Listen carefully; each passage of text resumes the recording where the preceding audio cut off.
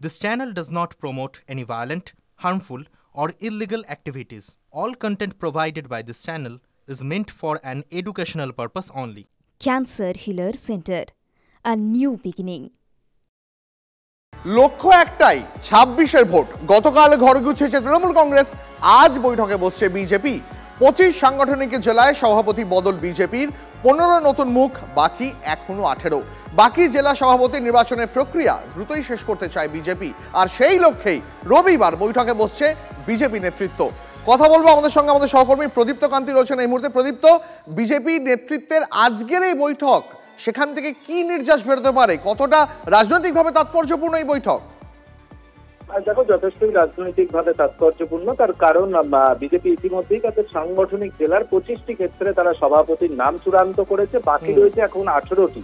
এই ১৮টির মধ্যে অন্তত ৮-১০টি নাম আজকের বৈঠক থেকে চূড়ান্ত করতে পারেন তারা, আর কিছুক্ষণের মধ্যেই সেই বৈঠক শুরু হওয়ার কথা রয়েছে। সুনীল বানসাল, মঙ্গল পাণ্ডের উপস্থিতিতে এই বৈঠক হবে। তার পাশাপাশি রাজ্য বিজেপি সভাপতি সুকান্ত মজুমদার এবং রাজ্য বিজেপির যারা সাধারণ সম্পাদক রয়েছেন অগ্নিমিত্রা পাল, জ্যোতির্ময় সিং মাহাতো, লকেট চট্টোপাধ্যায়রা, তারাও সকলে এই বৈঠকে উপস্থিত থাকবেন।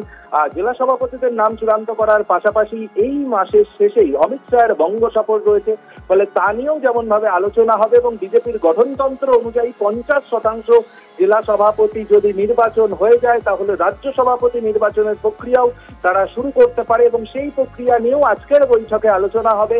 আর যদিও সেই ক্ষেত্রে যারা নির্বাচনে অংশ নেবেন স্টেট কাউন্সিল মেম্বার, ৪৩টি জেলা থেকে ৪৩ জন হবেন, সেই প্রক্রিয়া এখনো পর্যন্ত শুরু হয়নি, ফলে সেসব নিয়েও আজকের বৈঠকে আলোচনা। এবং এই মুহূর্তে রাজ্য রাজনীতিতে যেভাবে ধর্মীয় বিষয়টা সামনে এসেছে, সেক্ষেত্রে বিজেপি আরো কিভাবে সুর ছড়াবে বা সকলের কাছে তারা কিভাবে পৌঁছাবে, এই সমস্ত বিষয় নিয়েও কিন্তু আজকের বৈঠকে আলোচনা হবে এবং সেক্ষেত্রে একটা রোড ম্যাপ ঠিক করে দিতে পারেন সুনীল বানসালরা। একেবারে প্রদীপ্ত, অনেক ধন্যবাদ তোমাকে। নজর রেখো। বাঁকুড়ার পর এবার হুগলি। নতুন জেলা সভাপতির ঘোষণার পরেই হিন্দুত্বের জিগির। ২৬-এর ভোটে বাজিমাত করতে হুগলিতে ময়দানে বিজেপি। হিন্দুত্ব ইস্যুকে সামনে রেখে ব্যানার পড়ল চুঁচুড়ায়। হুগলি বিজেপিতে সভাপতি বদল হয়েছে। নবনিযুক্ত সভাপতি গৌতম চট্টোপাধ্যায়ের ছবি দিয়ে পোস্টার, এই ব্যানার নিয়ে শুরু হয়েছে রাজনৈতিক চর্চা। বিজেপির এমন কর্মকাণ্ডকে অবশ্য গুরুত্ব দিতে নারাজ তৃণমূল কংগ্রেস। মানুষদের দেখার দায়িত্ব মমতা বন্দ্যোপাধ্যায়ের। বাংলায় প্রতিটা মানুষ, প্রতিটা ধর্মের মানুষ, হিন্দু, মুসলমান, খ্রিস্টান, বৌদ্ধ, শিখ, ইসাই, সবাই বলে ধর্ম যার যার, উৎসব সবার। সেটা হচ্ছে বাংলা। আর বাংলার মানুষ জানে আমরা পশ্চিমবঙ্গের বাসিন্দা, ভারতবর্ষের বাসিন্দা। আর ভারতবর্ষের সংবিধান সর্বধর্ম সমন্বয়ের সংবিধান। এই বাংলায় মমতা ব্যানার্জিকে বাদ দিয়ে অন্য কিছু মানুষ ভাবে না।